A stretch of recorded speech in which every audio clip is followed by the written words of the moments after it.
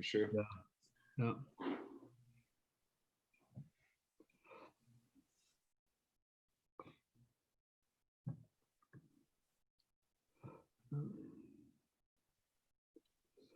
We just wait for the 3 o'clock to come along. But,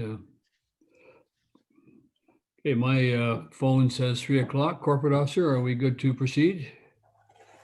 Yes, Mr. Mayor, I see 3 as well. Yeah, thank you. Welcome everybody to the Committee of the Whole for September 15, 2020. And I acknowledge that we are meeting today on the Squamish Traditional Territory. We have an agenda and lots of opportunity for discussion here today. First of all, I'd like to call the meeting to order at 3 o'clock and ask for a resolution to approve the agenda. Councillor Crowell, Councillor Ludwig, thank you. All in favor of approval? Thank you very much. So we have essentially 3 sections of today, well, 2 correspondence and reports.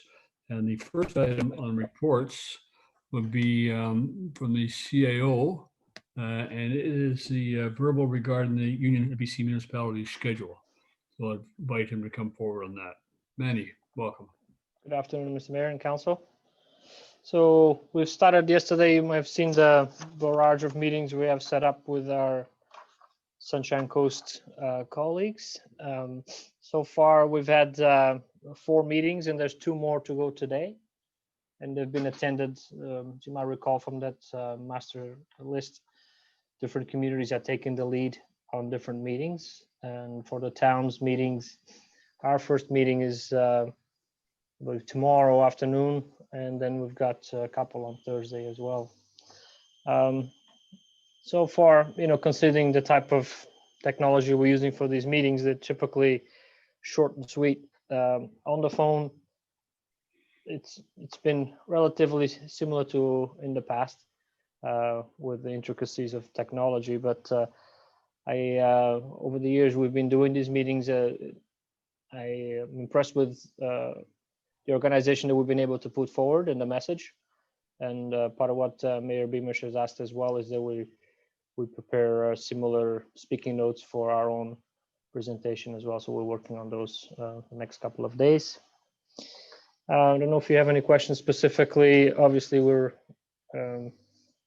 you saw what the essence of these meetings are about. They're quick policy requests. Does council or committee have any questions on it so far? I'll just add to CAO's comments. So these are meetings that are intended to kind of raise an issue. They're much like a delegation that we have to council. There's not a lot of debate. There's no debate, in fact, and there's no decision making.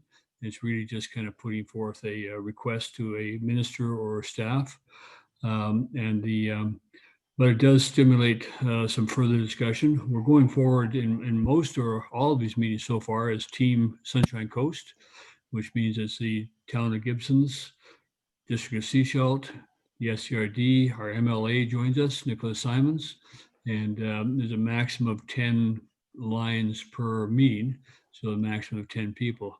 And I believe we've been well represented so far. Yesterday's meeting, the first one was with Flinro, and it was on archaeological costs.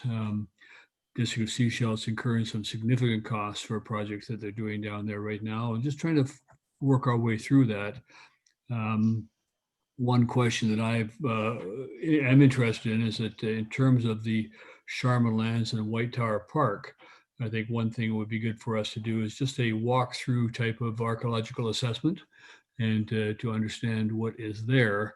But I was also wondering if the province has any funding available to support those kind of projects and reports, because they can be quite expensive. Sechelt had advised that they are up to $200,000 now in archaeological assessment relative to Trail Avenue and the work that's being done there. In fact, they've had to reduce the scope of the project to meet the archaeological costs. And so that's very significant.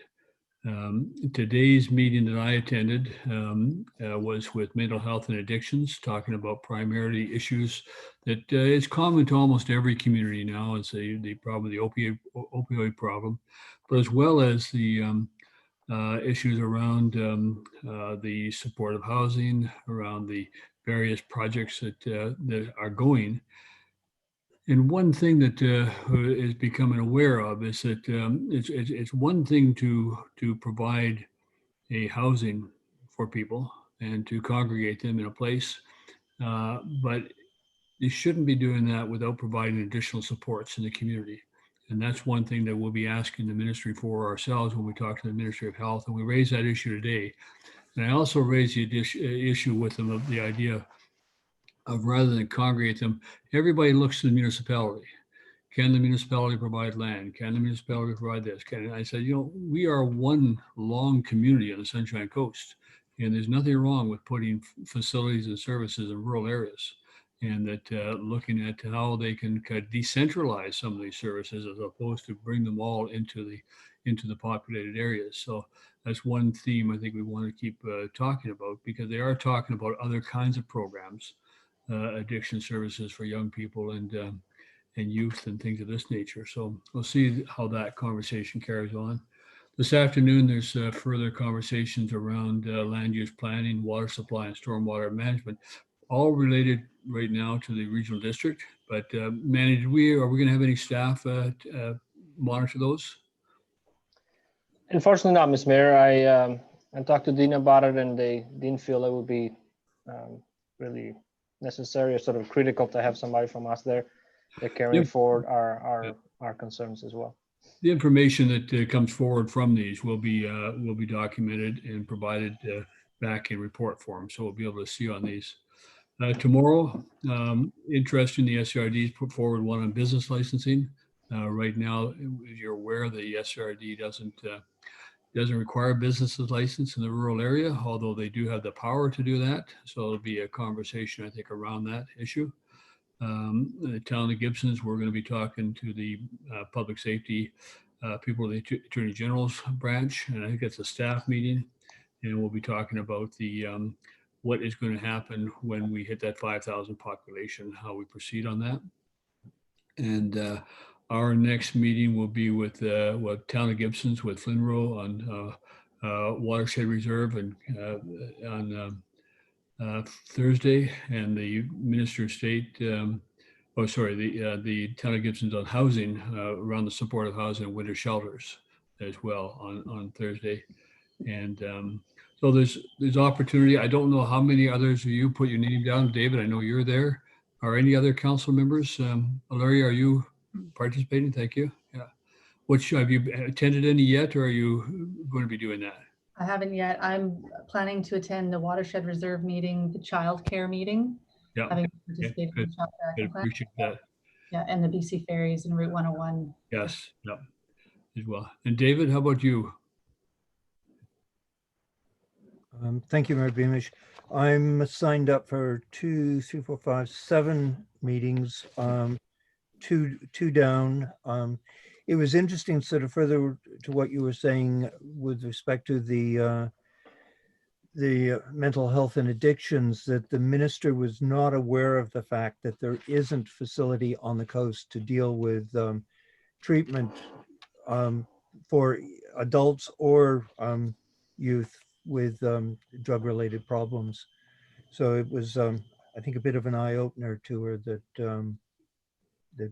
there is a problem here, and at least she suggested some, or the representative suggested some means for dealing with it and moving forward, working with Coastal Health. So that was good to know.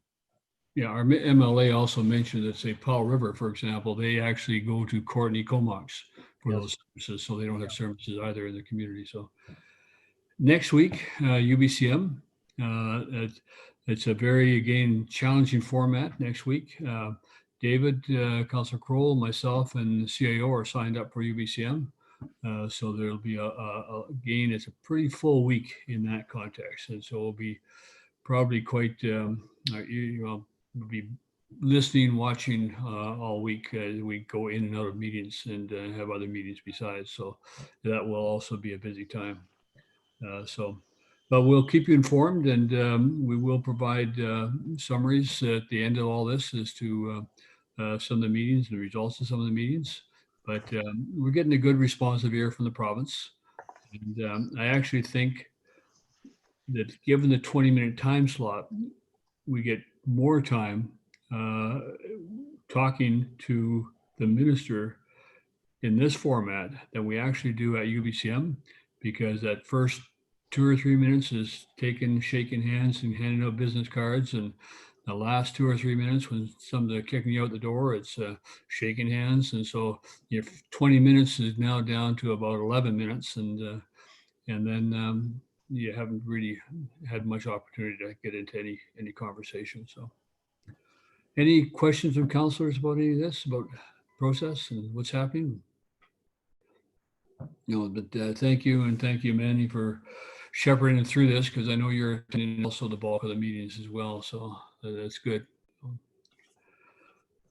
Okay, there being nothing else, we'll move on to the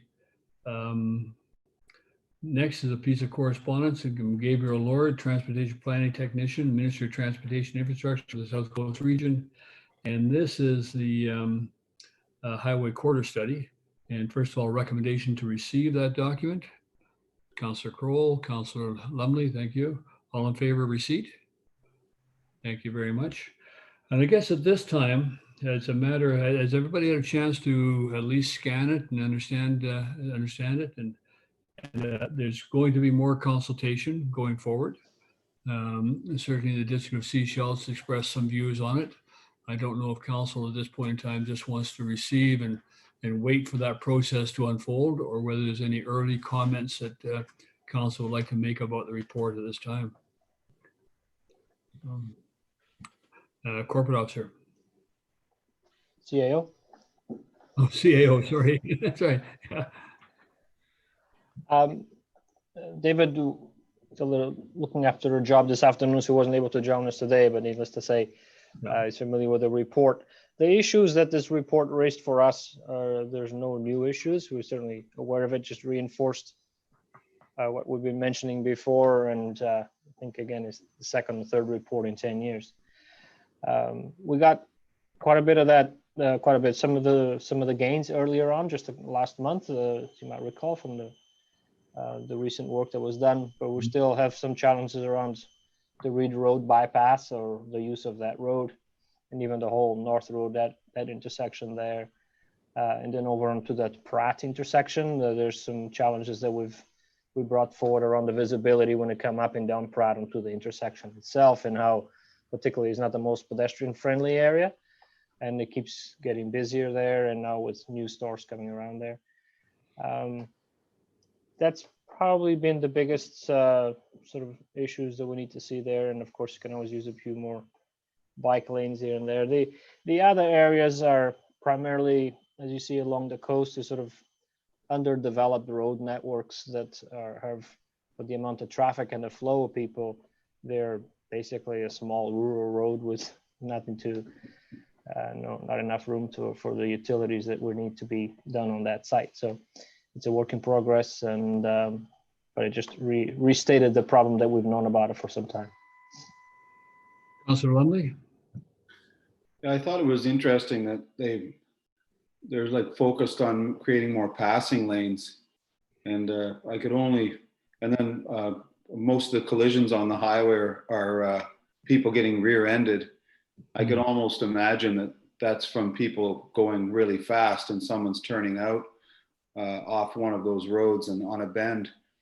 I don't know. I don't know how much we can get into it with them, but I mean, that's kind of what the CAO is saying. I'd rather see the money. If they're going to spend money creating passing lanes, I'd say create money getting bicycle and walking traffic, like pedestrian and bike traffic, safer. Forget the passing lanes. I don't know. Generally, people are coming to the Sunshine Coast to slow down. I know it can be frustrating sometimes. You get stuck behind somebody doing 60 kilometers an hour, but it's not that far, you know. And I don't know, some of the things that in the report that I just don't think that's the answer, is to appease people by creating more passing lanes. I think I'd like to focus in on, because you do drive down there, you see people are biking on that highway, and it's a little, there's some really precarious areas, I'd see that fixed rather than passing lanes. That's my own viewpoint. Councillor Ledwig? I would like to learn more about what they plan on doing around Sunnycrest Mall, that whole intersection. I don't know that Modi fully understands how much GBS and the home hardware, that whole intersection is so used in our community. And without a turning lane into, well, just into GBS, into home hardware, like that whole section right there really needs some, a relook. So I'd be curious to see what they're doing there. Councillor Kroll? Thank you, Mayor Beamish. The area that Councillor Ladwig just mentioned is sort of interesting because I think something that people fail to realize is double lines are double lines and they're not meant to be crossed. And, you know, most people like going towards Seashell turning left into home hardware are making an illegal turn. Conversely, people coming from Seashell turning left into GBS are making an illegal turn. They're crossing double yellow lines. Once we get into our own policing, maybe we can make a fortune in fines and tickets. But the other thing that sort of surprised me was one of the option bypasses on page 18 of the report. And, you know, creating, again, probably an area of highway with an 80 kilometer speed limit and funneling that down onto Pratt Road or Payne Road. And Reed, it just, you know, it doesn't make a lot of sense. If people want to get past Gibsons, they really need to get past Gibsons, and we need to look at getting that traffic out of the area and just bring traffic into the community that want to come here. So I was a little surprised to see that as even an option. Councillor Ledwig? Sorry, I just can't help but comment on this bypass idea. I had to laugh at it actually. Like they put it in the long-term plan because I guess it's too costly. Meanwhile, it's infrastructure we already have. Like the only thing they need to do is put up a sign with an arrow saying go that way. Like all the roads are already there. I don't even understand why they would consider that to be a bypass. If they would actually improve Reed Road and put a proper bike lane in there and shoulders and everything else like that, that would solve a lot of problems along there. Yeah, if that's what they are proposing. CAO, where are we with the crosswalk on North Road? I note that it's not there, and neither last time I checked were the bike lanes painted on North Road. My sense from the last I recall from speaking with David about it is it's probably not going to happen in this year, or we're just hoping that we will see that on their 2021 work plan. Okay. But nothing there yet. We're hoping to get at least the electrical under the road, although that's not a major issue. If they needed to go tomorrow, we could push some power across there without having to cut into the road. But they have accepted that one will be needed there, but haven't moved on it just yet. Okay, maybe Councillor Kroll, that's something you could bring up at the next traffic committee meeting, is to see with highways, because the minister did accept that the support the fact that we needed it, and also the bike lanes. I don't know why they're not painted along there. I think that's important, both coming and going north and south on the town. And the other intersection that I often get commented on is the alignment with Shaw Road and the mall entry exit. Is another one that if we ever see major changes to the mall, it would be good to get that, to see if that alignment could be made better for some. I think it's just a lot of people get confused when they come there and see that they're actually lined up against another vehicle and wondering what's going to happen next. So, but more to come on that. I know that District of Seashell was not impressed with the data that was used, some of it being older data, as opposed to more recent studies and things like that. So that, and they were disappointed with the idea of the bypass here, as opposed to say something bypassing further down the coast, so that to bypass, say, the Davis Bay area and get through that area. So there'll be lots of discussion, but at least sounds like they're going to spend $20 million in the near term. So we'll see. But we received that, and I think we should probably write a letter to the ministry acknowledging receipt of it and looking forward to the next step, so that it's maybe even providing some of the comments that we've heard here in terms of highlighting some of the areas that we feel need to be addressed. So could I have a resolution to that effect, to write a letter to the ministry? Councillor Crowell, Councillor DeAndrade, thank you. And just acknowledging the report, looking forward to working with the ministry, but also identifying the issues that we've discussed here today as being important to Gibsons. And I think one thing that there will be consultation on it, because I know that in the past, the business community along Highway 101 has not been necessarily in favor of a bypass, in that it does take people away from their business. And so that will be something we have to consider as well, the importance of supporting local business. Okay, all in favor of a letter?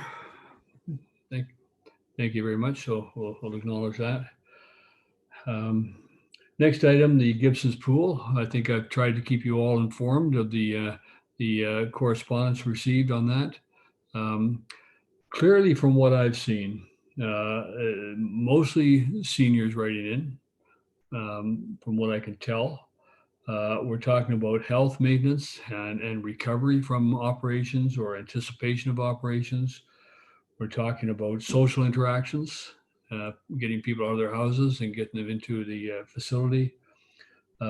Travel costs, and one letter actually identified, the additional GHGs and the unnecessary travel up the coast when they could provide the service here. And then the question of fairness between services in communities has been raised. So a number of issues, and we've had some discussion. All of those emails, by the way, I've acknowledged to the individuals. I've sent copies to Lori Pratt, so she gets everything that we've received, and you also get a copy. There's obviously people out there who would like to see that pool opened.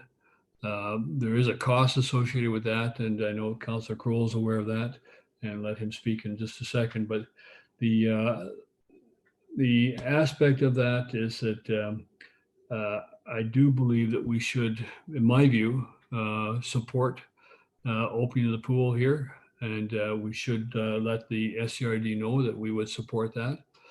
Yes, there's going to be additional cost, and yes, it's going to go on our taxation. But right now, our taxation is paying for the additional cost of the seashell pool and the services that people in seashell are receiving from that sort of thing. And it may only be half an hour down the road, but that's an hour out of everybody's day in terms of going back and forth. And for some people, that's just not practical. And but I open that to discussion because I've shared with you all the emails that I've received so far on that issue. So, and perhaps Councillor Crowell, you could, I know you've talked with costs associated with that with the regional district, and what those costs actually are. Councillor Crowell, you want to go? Then Councillor Lumley. Thank you, Mayor Beamish. I think most of council are aware that with the opening of the facilities, the rec center here in Gibsons, the Seashell Pool, and the Seashell Arena dry floor only, we're faced with a 5% budget increase. And, I queried because some people thought it was just a recreation budget increase, but when I checked with the dean at the district of Seashell, and it was confirmed that it is in fact a 5% increase. So cost between now, well, 1st of October to end of year is in excess of $61,000 operational costs to open the pool. And then on top of that would be capital costs of installing PPE separation, plexiglass shields, and whatever else they needed to do. And I've asked the district of the regional district if they could in fact give us a breakdown on what those costs might be.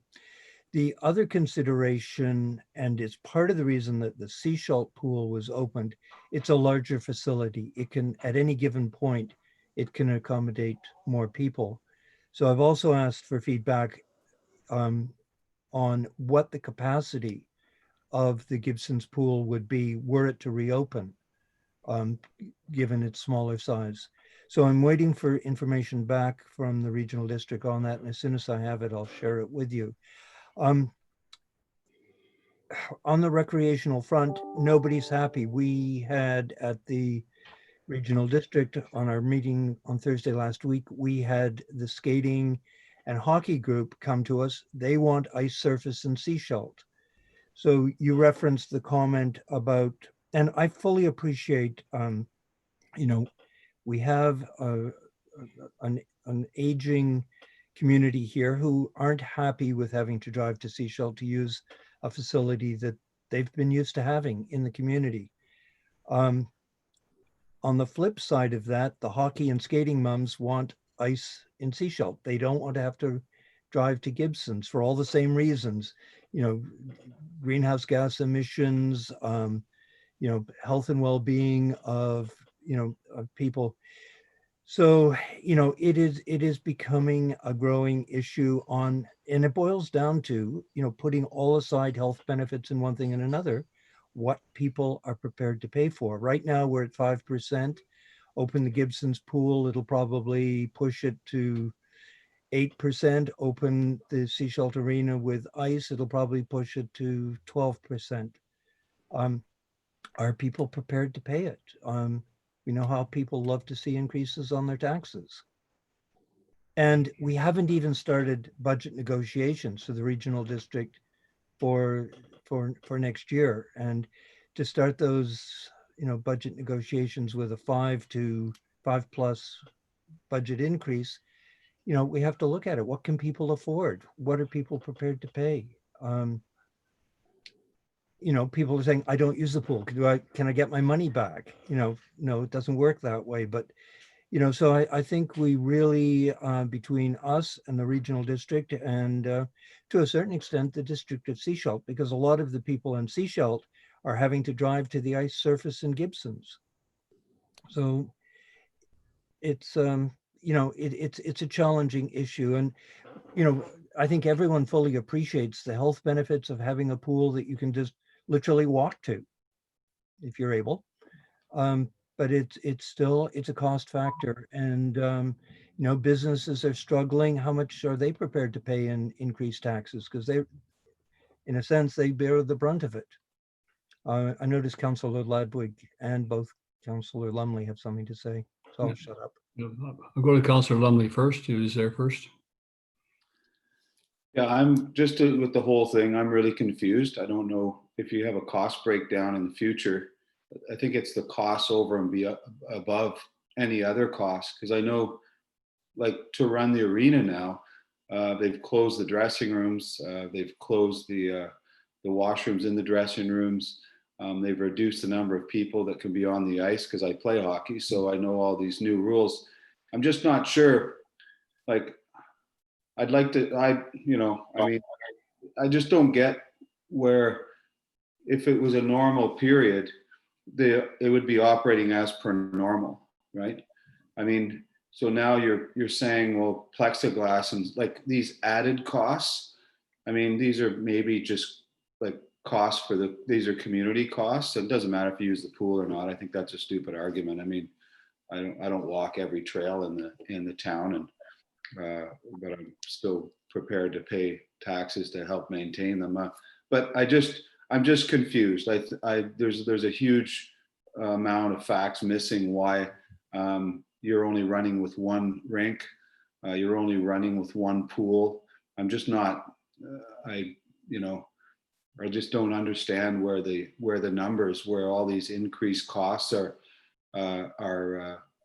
coming from, and why a few extra costs can't just be put in place to make these things operate at a reduced volume, of course. Mm-hmm. But I can just assume the seniors, like, on fact of driving to Sea Salt, I mean, that's a pool kind of for kids and just, diving boards. It's quite noisy, I mean, the Gibsons pool, let's face it, it's more for the seniors, right? I'd only assume that if I was a senior in Davis Bay, I would drive down to Gibsons to go to that pool. Although the Seashell pool might even be closer because it'll be quieter. There's more people in my age group there. I don't know. I just don't understand like what these extra costs, like, you think about it, like you're extra sanitizing. Okay, well, like everyone's doing that, like, we've got 3 bottles of sanitizer at home. Of course, our lives have changed a bit, but it doesn't mean that we stop living life, right? So I don't know. I'd like to see the hard numbers that they're saying why they can't open it. And I'm sure that if you do look at it, it shouldn't even be a factor at all. The pool should get opened. And I support it for sure, opening that pool. Councillor Ledwig?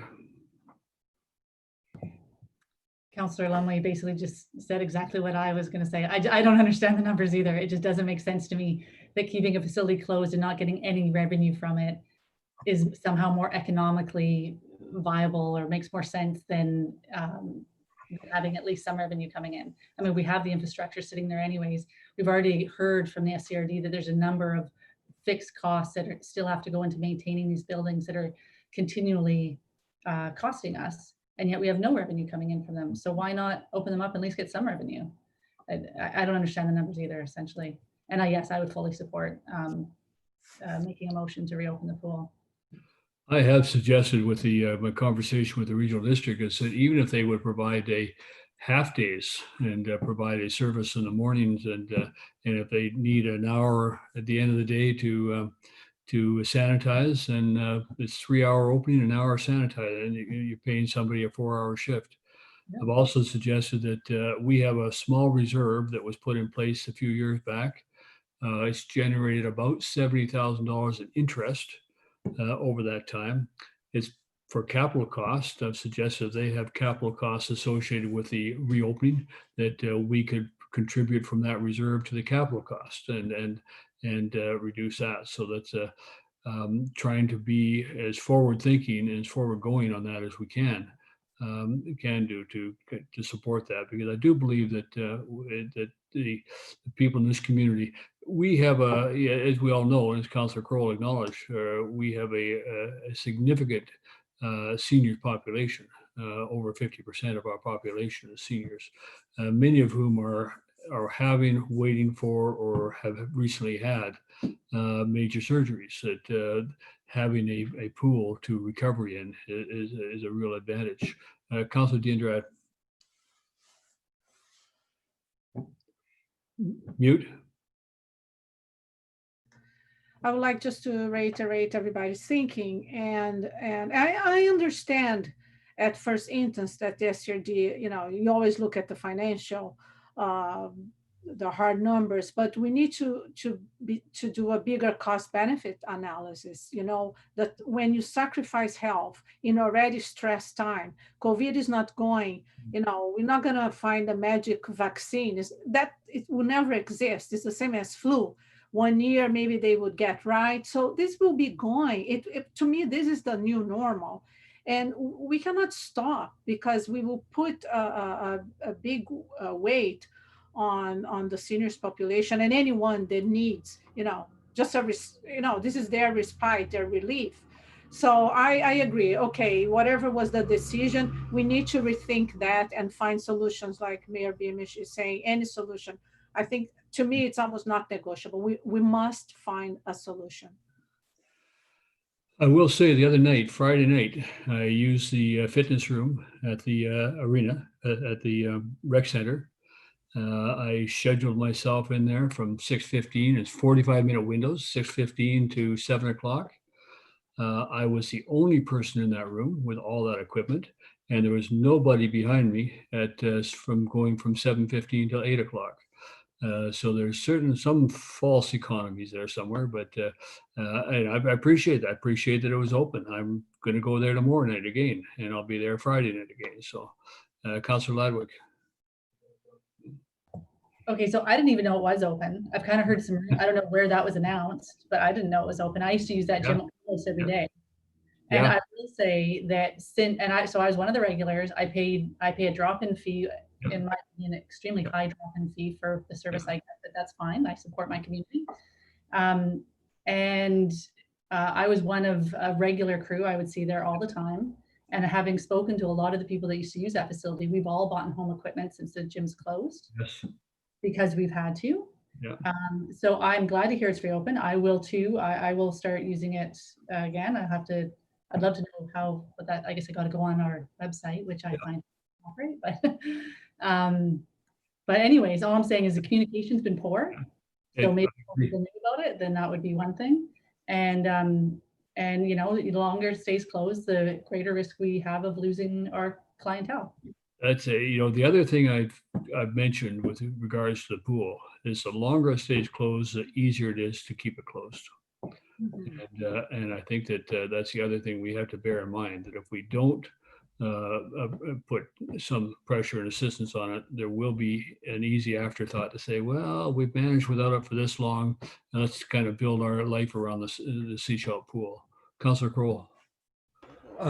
Just with respect to some of the comments made, you know, the intention of the RD, I don't believe, is to keep the Gibsons pool closed permanently. The rec facilities, as they opened, were done in what can we open, what has the best capacity, and is it going to work? You know, do you open a pool and suddenly have an outbreak of COVID, pool related, from people that attended? The facilities only opened last Thursday, like the rec center and the gym only opened last Thursday. Ice is supposed to be, Councillor Lumley can probably tell me because I don't play hockey, but ice is due, I believe, to be completed and ready for use next week. When we were in there last Thursday, they were building it up. So it's not, you know, the Gibson's pool, they're into a sort of a soft opening, as it were, to see how it works. Through the RD, they did lose some recreation people over the COVID shutdown. Restaffing has been a bit of an issue. I don't say it's the whole issue. The RD recreation budget, I would say they've got all the facilities in one budget, with the exception of the Pender Harbor pool. And it operates in a separate budget only because it was built as a reservoir backup for the high school. So when the high school burned down in Pender Harbor because they didn't have enough water, when they rebuilt the high school, they put in a pool so they would have water in the event there was a fire, another fire, they'd have a means of fighting it. But it operates in a separate budget, and that's the only reason it is open at the other end of the coast. Yeah, there's a lot of issues. I've got questions into the staff at the RD. Director McMahon was in an attendee earlier. She's left, but she's been getting emails as well from Area E residents, and just looking at the addresses of people that, you know, nobody's questioning why it should be opened. You know, I think we all agree on that. It's just, how is it going to be paid for? And the figures with reduced capacity and then having to restaff, the base operation costs are there, but the revenue, you know, with it being all the facilities being shut down, the revenue impact has been huge. So, you know, we'll see how it goes. It's back on the agenda with the RD. It's not going away. Councillor Lumley. Again, just some clarity on the numbers and maybe they don't have to show them to us, but just as far as the hockey goes, like our fees are the same as last year. And we have less ice time. Everyone's coming into one arena. You can't use the dress rooms or washrooms. You come in one door and you have to go out the other, which is fine. First of all, they want you to dress at home. I don't know, it's hard to convince grown men to get their hockey gear on at home and drive to the arena. So, but imagine if you're charging the same amount of money as you charged last year for 2 arenas, right? And you're only operating 1 arena. Well, I mean, it's kind of like, you know, you'd only assume that they're like making money now. Is that their goal? Is their goal to actually make money instead of, because they're cramming everyone into 1 arena. I mean, sure, they still have the hard costs at Seashell, but they have no staff up there. They have no ice. Anyway, I just, the cost, it'd be interesting to see the numbers. That's all I'm saying, right? We're paying the same amount and only half of us can play hockey and one of our ice times. You can only have half your team. It's 14 people. So now you have to you're paying full price and you're going to miss every other week because you can't play because of the restrictions. And I totally agree with you. We know why those restrictions, and I would never, you know, I'm not saying, hey, this is stupid from a pandemic response. I'm just saying, let's make it make sense. That's all. And so far, it just doesn't make sense to me. Councillor Crowell, last word, and then take a resolution. Just, you know, a figure that stuck in my mind, before this whole COVID thing hit, as a board, we had agreed to keep the Gibsons arena open for hockey and skating groups for an additional month. That cost alone for 1 month was $57,000. So, you know, and we've got the hockey associations and the skating clubs coming back at us already saying, you know, because of COVID, their fundraising hasn't been that effective. Can they have reduced rates? So yeah, it's a tough one to juggle because you've got all these people who want reduced rates, they want more time, and the operational cost, even if the hockey arena is shut down, because one of the things we looked at was mothballing the systems completely. You know, draining the systems of all the chemicals for making ice, so you don't have to have a maintenance staff there looking after it. After that accident up in the interior where there were a couple of service people killed because of a leak, there's now a procedure in place that you have to have all the ice making equipment inspected X number of times a year. There's no one on the coast that does it. It's a $285,000 contract just to have the facilities inspected because of the chemicals involved with making ice. And that's a cost whether they're open or closed. So yeah, I agree with you, Councillor Lumley. Having some really hard clear figures that you can look at and say, this is why, would really be helpful. And I'm pushing for them. I would certainly entertain a resolution to urge the SCRD to reconsider its continued closure of the Gibson pool and to provide a detailed report to our council relative to the associated costs of the project. I think it's something we're lacking.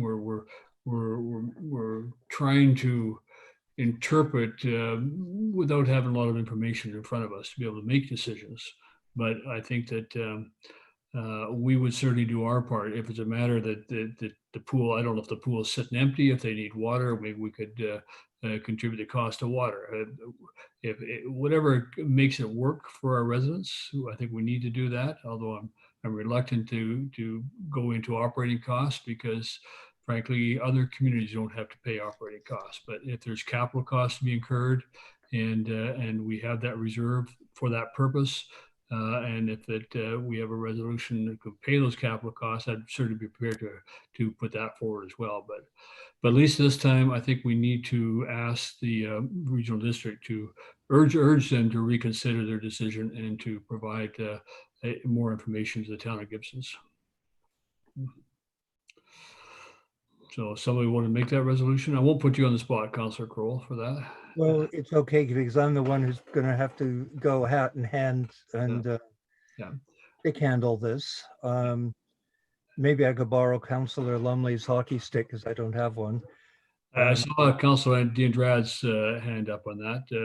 Would you make that resolution? Yes. And, And I okay. also want just, sorry. Yeah, you're okay. You're okay.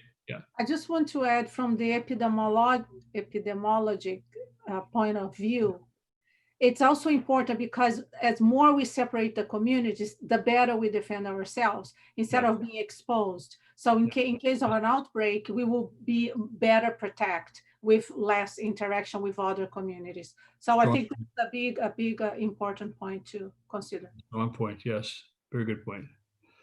So yeah, that could certainly be part of our letter that we send down to them in that.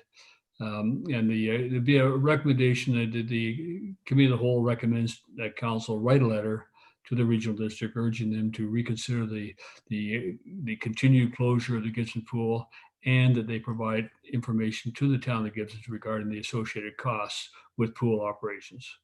And you've moved that, and take a seconder, Councilor Troll, if you want to second it, or Councilor Lumley. Councilor Lumley second it. Okay, further discussion? All in favor? Thank you. Thank you. Okay. Corporate Officer? Due to the time sensitive nature of this, would you like this to go directly to the council meeting tonight? Yes, we would. Would you like to make a motion? Councilor Kroll moved, Councilor Diandrad seconded to go to council tonight. All in favor? Thank you. And then I think we'll send it to them along with a covering letter from council with some of the reasons that are being expressed to us by the public. And I certainly like that reason you just came up with as well, Councilor Diandrad, of keeping our germs in our community. Mhm. Yeah. Councilor Kroll. Just further to that, it's one of the awkward things with staffing, because quite often the staffing, like lifeguards and things like that, work between the pools because a lot of them are part-time. So, as much as you're keeping people in the community, there is a element of the staff moving back and forth, and they could be just as hazardous as cross-contamination. Appreciate So that. I don't know whether in the letter we want to address that. Yes, it's been brought up by Councilor Dandretti that, If the staff are reporting to work on a daily basis and are reporting that they have none of the symptoms that are required, that I would trust that they will not have the symptoms in Gibsons either. I think so. I would be comfortable with that. usually you're most infectious before you display symptoms. Yeah, I appreciate So it's a bit of a moot point. Yeah. Okay, we'll move that forward to tonight, and maybe there may be more conversation about it tonight, and then that's fine. I would then turn to the fifth item on our agenda, which is inquiries, and invite corporate officer to invite people in.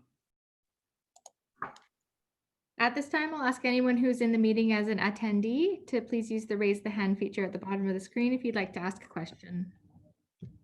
I'm not seeing any, Mr. Mayor. Well, thank you, council. We will see you again shortly at 7 o'clock for our next meeting. And you all got the notice of the closed meeting later today as well. Okay, I'll be taking the meeting tonight from my office at Town Hall, and I will see you there. So motion to, the next meeting is going to be held on October 20th, 2020 at 3 p.m. and a motion to adjourn. Councilor Ladwig, Councilor Diandrad, all in favor of adjournment? Thank you very much. We'll talk to you later. Take care.